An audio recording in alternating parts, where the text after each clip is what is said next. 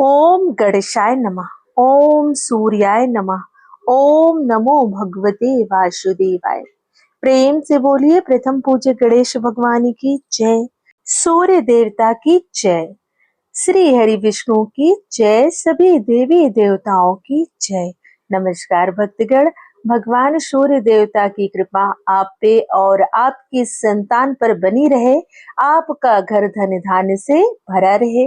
आइए यही मन में कामना करते हुए आज हम श्रवण करते हैं रविवार व्रत की पावन कथा। रविवार के दिन भगवान सूर्य देव की पूजा आराधना की जाती है। रविवार के दिन भगवान सूर्य देव की कृपा प्राप्ति का सबसे उत्तम दिन माना गया है। इस दिन उनके मंत्रों का जाप और सूर्योदय के समय अर्घ देना चाहिए।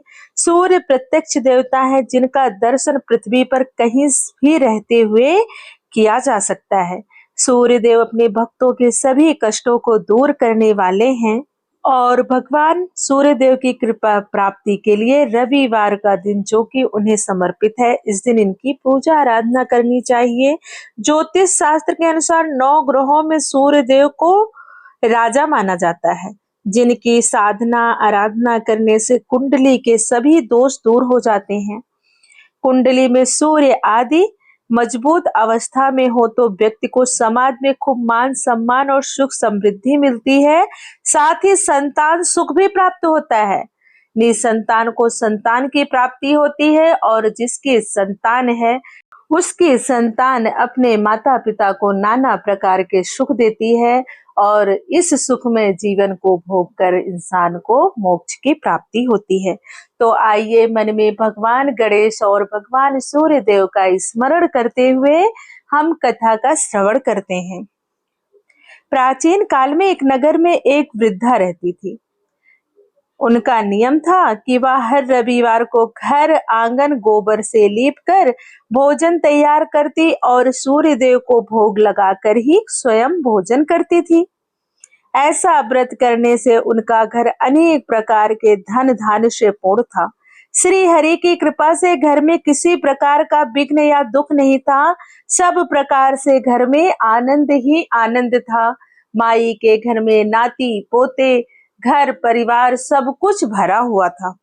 इस तरह कुछ दिन बीत जाने पर उनकी एक पड़ोसन, जिनकी गौ का वह गोबर मैया लाया करती थी, विचार करने लगी कि यह बुढ़िया सर्वदा मेरी गौ का गोबर ले जाती है, अर्थात यह स्वयं भी तो गाय पाल सकती है, या मेरी ही गाय का गोबर क्यों ले जाती है?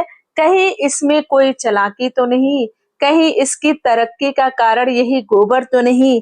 यही मन में विचार करके उसने अपनी गौ को घर के भीतर बांध दिया।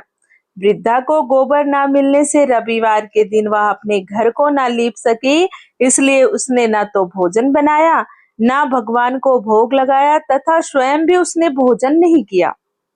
इस प्रकार उसने निराहार व्रत किया। रात्रि हो गई और वह भूखी सो गई। रात्रि में भगवान ने उसे स्वप्न दिया और भोजन न बनाने तथा भोग न लगाने का कारण पूछा। तब मैया ने स्वप्न में ही कहा, हे प्रभु, मुझे गोबर ना मिल सका, जिसके कारण मैंने ना भोजन बनाया और ना ही आपका भोग लगाया। मैया की यह बात सुनकर भगवान ने कहा कि माता, हम तुमको ऐसी गौ देते हैं जिससे सभी इच्छाएं पूर्ण होती हैं, क्योंकि तुम हमेशा रविवार को गौ के गोबर से लीप कर भोजन बनाकर मेरा भोग लगाकर खुद भोजन करती हो। मैया, मैं आपकी इस भक्ति से बहुत प्रसन्न हूँ और इस भक्ति से प्रसन्न होकर मैं तुम्हें वरदान देता हूँ। निर्धन को धन और बांझ स्त्रियों को पुत्र देकर दुखों को दूर करता हूँ, अतः अंत समय में मैं उन्हें मोक्ष प्रदान करता हूँ। स्वप्न में ऐसा वरदान देकर भगवान तो अंतर ध्यान हो गए और वृद्धा की आंख खुली तो वह देखती है कि घर के आंगन में एक अति सुंदर गौ और बछड़ा बंधे हुए हैं। वह गाय और बछड़े को देखकर अति प्रसन्न हुई और उनको घर के भीतर ले जाकर बांध दिया और वहीं खाने के लिए चारा भी डाल दिया। अब बुढ़िया माई की पड़ोसन ने देखा कि बुढ़िया के घर के बाहर एक अति सुंदर गौ और बछड़े को बंधा देखा तो उसके द्वेष के कारण उसका हृदय जल उठा और उसने देखा कि गाय ने सोने का गोबर किया, तो वह उस गाय का गोबर ले गई और अपनी गाय का गोबर उसकी जगह रख गई। वह नित्य प्रति ऐसा ही करती रही और सीधी साधी वृद्धा को इसकी खबर तक नहीं होने दी। तब सर्वव्यापी ईश्वर ने सोचा कि चालाक पड़ोसन के कर्म से वृद्धा ठगी जा रही है, तो ईश्वर ने संध्या के समय अपनी माया से बड़े जोर की आंधी चला दी। वृद्धा ने आंधी के भय से अपनी गौ को भीतर बांध दिया। प्रातः काल जब वृद्धा ने देखा कि गौ ने सोने का गोबर किया है, तो यह देखकर बुढ़िया माई आश्चर्यचकित हो गई। उसके आश्चर्य की सीमा न रही, क्योंकि उसने कभी ऐसा सोचा ही नहीं था कि उसकी गाय सोने का गोबर करेगी। उसी दिन से बुढ़िया माई प्रतिदिन अपने गाय को घर के भीतर बांधने लगी। उधर पड़ोसन ने देखा कि बुढ़िया गौ को घर के भीतर बांधने लगी और उसका सोने का गोबर उठाने का दांव ही नहीं चल रहा था। अब तो वह ईर्ष्या और डाह से जल उठी और कुछ उपाय न देख पड़ोसन ने उस देश के राजा की सभा में जाकर कहा, महाराज, मेरे पड़ोस में एक बुढ़िया रहती है जिसके पास एक ऐसी गौ है जो आपके पास होनी चाहिए। ऐसी सुयोग्य गौ योग्य व्यक्ति के पास ही होनी चाहिए। वह नित्य सोने का गोबर देती है। आप उस सोने से प्रजा का पालन करिए। वह वृद्ध इतने सोने का क्या करेगी? पड़ोसन ने राजा की सभा में यह बात बताई और स्वयं अपने घर चली आई। अब राजा के मन में भी लालच आ गया कि सोने का गोबर देने वाली गौ। यह सोचकर राजा ने सोचा कि जल्द ही उस गाय को अपने महल में लाकर रखना चाहिए। या तो मेरा अधिकार है, प्रजा को तो मेरी हर बात माननी होगी। यह सोचकर राजा ने अपने सैनिकों को आज्ञा दी कि वह बुढ़िया के घर जाकर उस गौ को लाकर अपने महल में बांधें। राजा की आज्ञा पाते ही सभी सैनिक बुढ़िया माई के घर पहुंच गए। बुढ़िया माई प्रातः का समय था, भोग लगाकर स्वयं भोजन ग्रहण करने जा ही रही थी कि राजा के कर्मचारी गौ खोल कर ले गए। वृद्धा काफी रोई चिल्लाई, किंतु कर्मचारियों के समक्ष कोई क्या कहता। उस दिन गौ के वियोग में बुढ़िया माई ना खा सकी और रात भर रो रो कर ईश्वर से गौ को पुनः प्राप्त करने के लिए प्रार्थना करती रही। उधर राजा गौ को देखकर बहुत प्रसन्न हुआ, लेकिन सुबह जैसे ही वह उठा, सारा महल गोबर से भरा दिखाई देने लगा। यह देखकर राजा घबरा गया। भगवान ने रात्रि में राजा को स्वप्न में कहा कि हे राजा, गाय वृद्धा को लौटाने में ही तेरा भला है। हे राजा, मैं उस वृद्धा के रविवार के व्रत से प्रसन्न होकर उसे वह गाय दी थी।